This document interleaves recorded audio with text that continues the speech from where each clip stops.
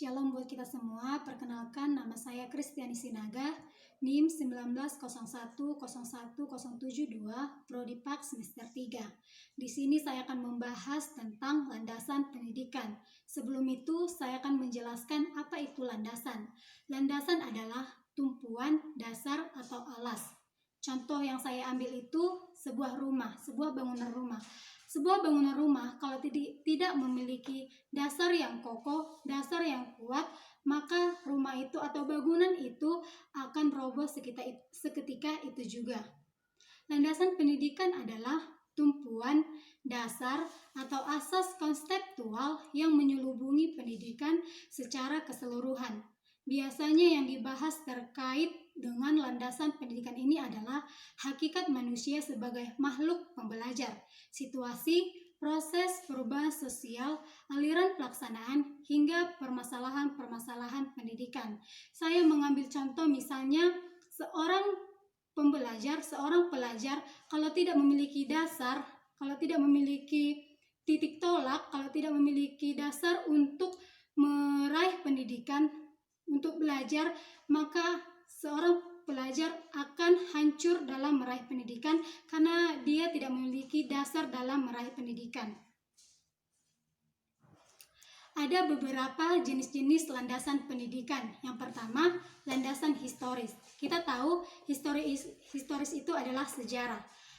Landasan historis pendidikan adalah sejarah pendidikan di masa lalu yang menjadi acuan terhadap pengembangan pendidik di masa kini. Yang kedua itu landasan filosofis pendidikan, merupakan titik permulaan dalam proses pendidikan dan menjadi titik tolak akan arah dan tujuan dalam pendidikan, terutama ketika menentukan aspek tujuan-tujuan dalam pendidikan. Yang ketiga itu landasan psikologis, diartikan sebagai suatu ilmu yang mempelajari tentang perilaku individu dalam berinteraksi dengan lingkungannya. Yang keempat itu landasan sosiologi.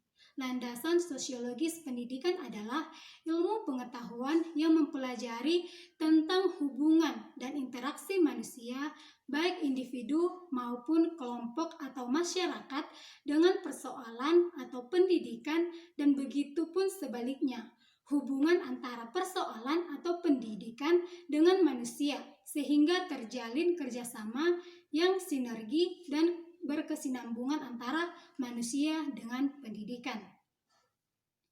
Dan yang kedua itu asas Tutwuri Handayani.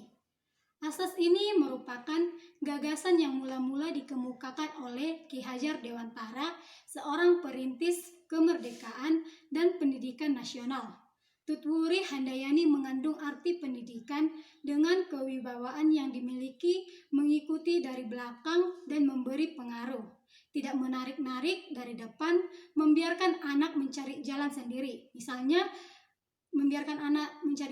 misalnya seorang anak atau seorang pendidik kesulitan dalam belajar. Jadi seorang guru ini membiarkan anak itu untuk mencari dulu persoalan-persoalan pembelajaran yang disulitkan seorang pelajar tersebut.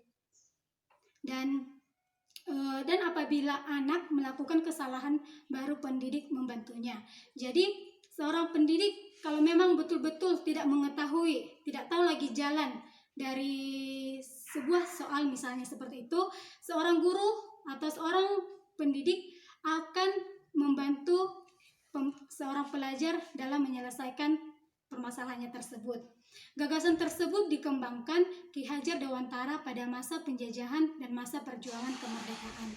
Di sini asas Tutwuri Handayani yang kini menjadi semboyan Depdikap, sekarang Kementerian Pendidikan Nasional, pada awal merupakan salah satu dari asas 1922. Ada 7 asas 1922. Yang pertama, ada 7 asas 1922. Yang pertama, bahwa setiap orang mempunyai hak untuk mengatur dirinya sendiri dengan mengingat tertibnya persatuan dalam kehidupan umum. Yang kedua, bahwa pengajaran harus memberi pengetahuan yang berfaedah, yang dalam arti lahir dan batin dapat memerdekakan diri. Yang ketiga, bahwa pengajaran harus berdasar pada kebudayaan dan kebangsaan sendiri. Yang keempat, bahwa untuk mengejar kemerdekaan hidup yang sepenuh-penuhnya lahir maupun batin hendaknya diusahakan dengan kekuatan sendiri dan menolak bantuan apapun dari siapapun yang mengikat baik berupa ikatan lahir maupun ikatan batin.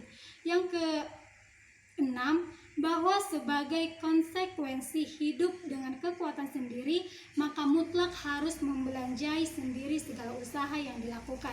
Yang ketujuh itu, bahwa dalam mendidik anak-anak perlu adanya keikhlasan lahir dan batin untuk mengorbankan segala kepentingan pribadi demi keselamatan dan kebahagiaan anak-anak. Contoh dari yang ketujuh ini ialah, yaitu adalah asas belajar sepanjang hayat. Asas belajar sepanjang hayat atau lifelong learning merupakan sudut pandang dari sisi lain terhadap pendidikan seumur hidup atau long life education. Istilah pendidikan seumur hidup erat kaitannya dan kadang-kadang digunakan saling bergantian dan memberi makna yang sama dengan istilah belajar sepanjang hayat. Pendidikan sepanjang hayat atau pendidikan seumur hidup dalam proses belajar mengajar di sekolah seyoyongnya mengembang sekurang-kurangnya dua hal pokok, yaitu yang pertama, pembelajaran peserta didik dengan efisien dan efektif. Yang kedua, meningkatkan kemauan dan kemampuan belajar mandiri sebagai basis dari belajar sepanjang hayat. Pendidikan sepanjang hayat memungkinkan tiap warga negara Indonesia yang pertama mendapatkan kesempatan untuk meningkatkan kualitas diri dan kemandirian sepanjang hidupnya. Yang kedua, mendapat kesempatan untuk memanfaatkan layanan lembaga-lembaga pendidikan yang ada di masyarakat. Lembaga pendidikan yang ditawarkan dapat bersifat formal, informal, dan non-formal. Yang ketiga itu mendapat kesempatan mengikuti program-program pendidikan sesuai bakat, minat, dan kemampuan. Yang keempat, asas kemandirian dalam belajar.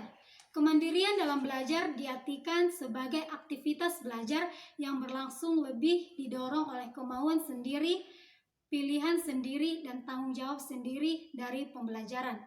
Ada beberapa pandangan tentang belajar mandiri yang diutarakan oleh beberapa para ahli. Yang pertama itu, belajar mandiri memandang siswa sebagai para manajer dan pemilik tanggung jawab dari proses pelajaran mereka sendiri. Belajar mandiri menginteraksikan manajemen konteks, menentukan setting, sumber daya, dan tindakan dengan self-monitoring. Siswa memonitor, mengevaluasi, dan mengatur strategi belajarnya.